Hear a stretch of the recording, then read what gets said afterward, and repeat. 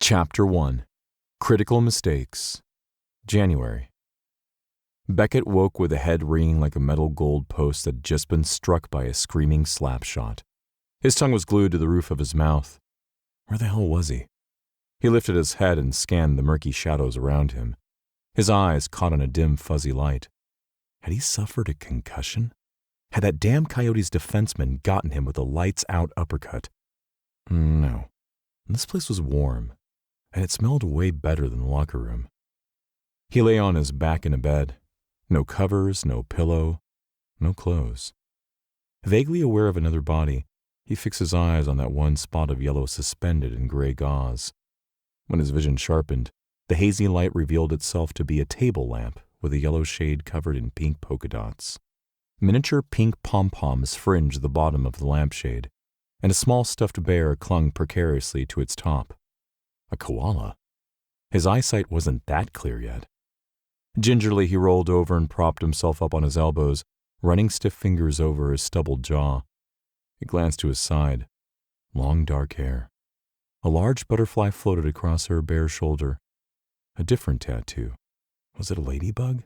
Popped into his dusky brain, along with a different part of her anatomy. Must have been one hell of a night, his queasy stomach agreed. He slithered to the bottom of the mattress and sat up, his feet landing on a cold floor. He shook his head, trying to scatter the cobwebs, and regretted it instantly.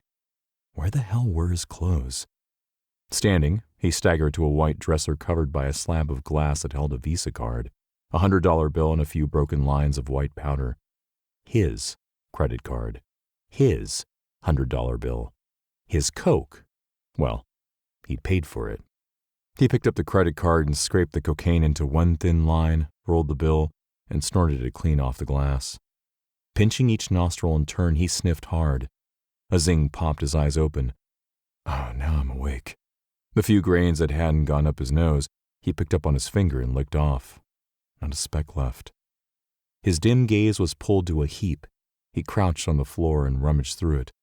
My shirt. My jeans. Not my bra. He held up the bra and inspected it, searching his mind's eye for the woman it belonged to. Dropping it back on the floor, he picked out the rest of his belongings from the tangle and padded to a door that opened into a closet. The next door led to a hallway. Let's see what's behind door number 3. That door led to what he was after, the bathroom. He folded his large frame into the tiny space, rearranging himself to close the door.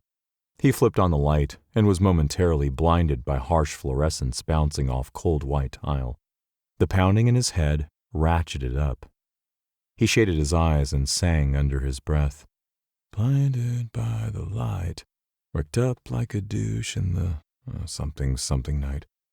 He glimpsed himself in the mirror and flinched. Fuck, he looked like shit. Like the light, the reflection was harsh, though in an entirely different way. He tugged the pouches under his eyes. Blue swimming in red stared back at him. A lot of red. He blinked a few times and brushed white powder from one nostril. Surfer blonde hair, courtesy of what was her name in Chicago who bleached it a few nights back, stuck out in tufts like a rooster's tail. Shit, if he still wasn't used to it. But it had made her oh so happy, and she had made him oh so happy.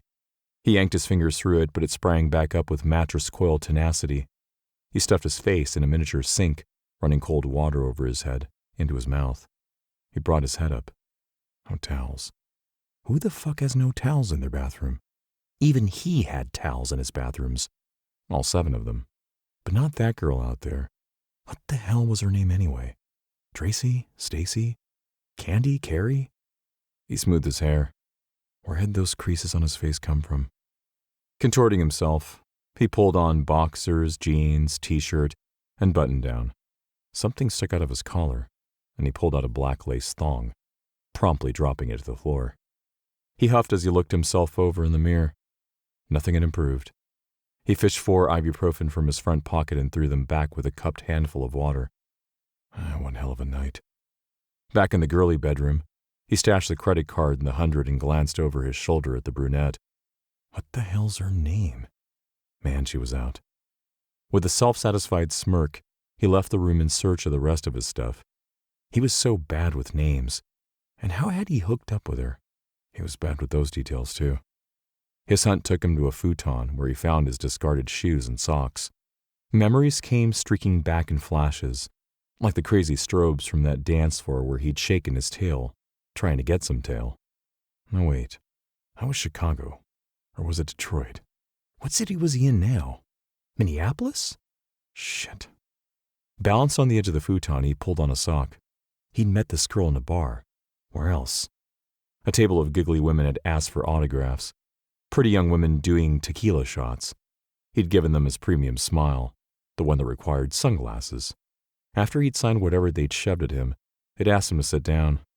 Consummate gentleman that he was, he accepted.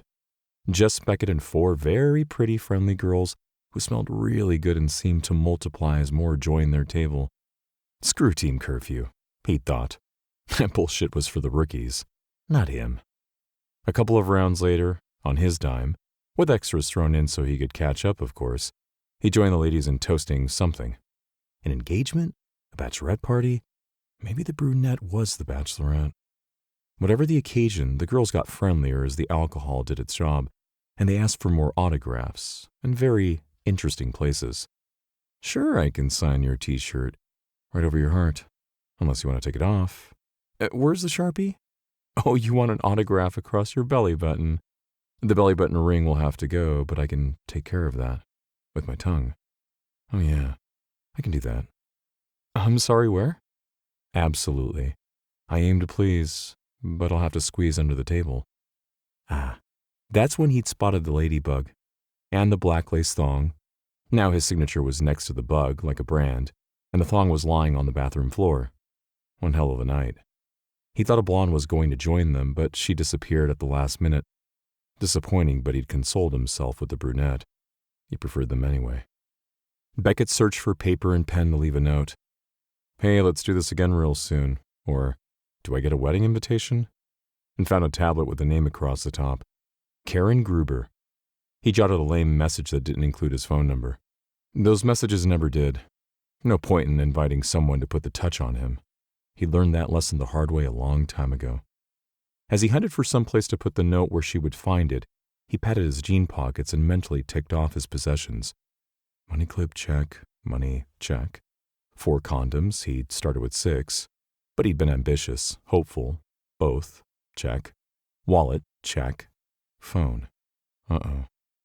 Beckett crept back into the bedroom, his eyes drawn to the white rump on the bed. He found his phone on the nightstand and swapped it for the note, glimpsing the used condoms and a tissue. At least he hadn't been so wasted he hadn't used double protection. Even he never got that wasted. He was gathering up the tissue when a shapely bare leg called to him. An image of lines of cocaine on pert breasts floated through his brain. The breasts had jiggled delightfully. You're tickling me. The cocaine was gone, but maybe he could make those tits wobble again. Practice wasn't for another few hours, and he'd already blown curfew.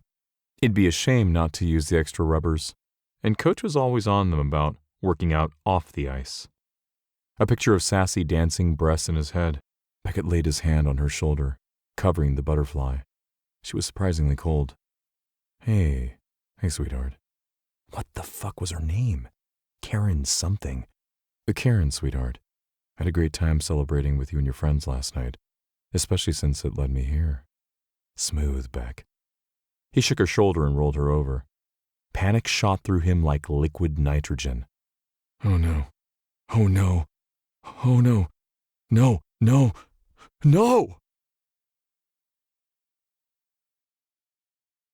You can listen to the rest of the book in the Tempt Romance audiobooks app, available on the App Store and Google Play. The link to the book is in the description. Discover even more bestsellers and exclusive stories updated weekly, only in Tempt Romance audiobooks.